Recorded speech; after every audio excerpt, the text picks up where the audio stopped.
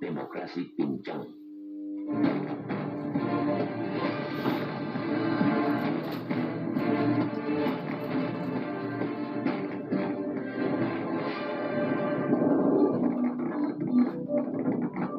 Keberadaan partai politik di Indonesia mempunyai peran penting dalam sistem demokrasi.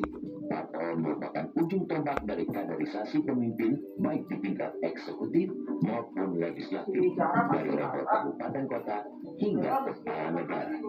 Hingar-bingar dan drama dalam tahapan pemilihan umum kepala daerah atau pilkada saat ini membuktikan bahwa tugas dan tanggung jawab tersebut masih jauh dari kondisi ideal. Pilkada saat ini masih memunculkan 43 daerah dengan calon tunggal.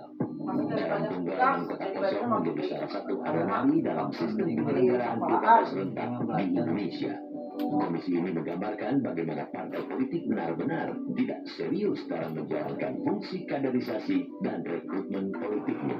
Munculnya kota kosong menunjukkan kegagalan partai politik dalam menjalankan salah satu fungsi utamanya. Institusi politik seharusnya selalu siap dengan calon yang akan diusung, tetapi kenyataannya banyak partai tidak mampu melakukan seleksi dan kaderisasi yang efektif.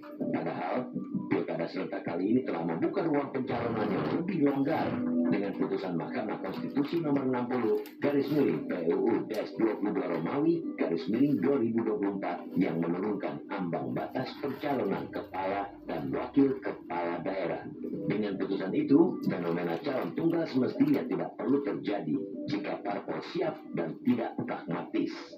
Setidaknya ada satu provinsi, 37 kabupaten, dan 5 kota yang hingga batas akhir pendaftaran hanya terdapat satu pasangan calon yang akan berlaga. Artinya, terdapat 43 calon tunggal dari 545 daerah atau 7,89%.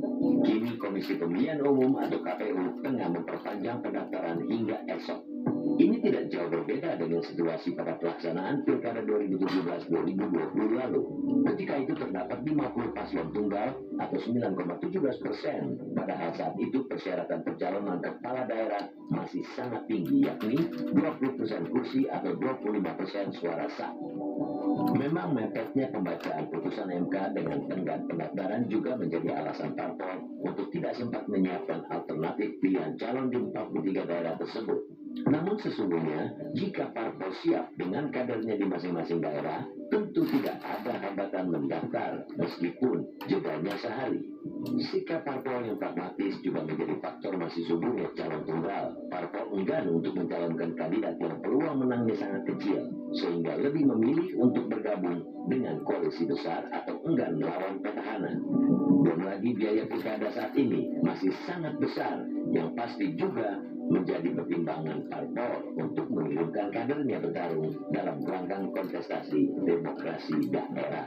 Selain itu, para petinggi parpol sulit untuk membuka ruang pada calon lain. Karena itu, mereka lebih memprioritaskan aksi borong partai dan lebih memilihnya hanya ada satu calon dalam pilkada. Meskipun sejatinya mereka tahu bahwa langkah itu mengambilkan esensi demokrasi. Untuk itulah, ke depan parpol harus mampu berbenah diri untuk membangun sistem kaderisasi yang jauh lebih matang. Jika fenomena calon tunggal tetap dibiarkan, kemerosotan demokrasi merupakan sebuah keniscayaan. Meskipun tetap berjalan, tetapi tanpa pembenahan proses kaderisasi di tubuh partai politik, demokrasi akan pincang. Nah, kondisi inilah sebenarnya yang harus menjadi bahan evaluasi pelaksanaan pilkada ke depan. Tidak ada proses kandidasi yang berjalan dengan sangat baik di tubuh partai politik. Salah satu pilar demokrasi ini juga mengalami kejumudan dalam regenerasi.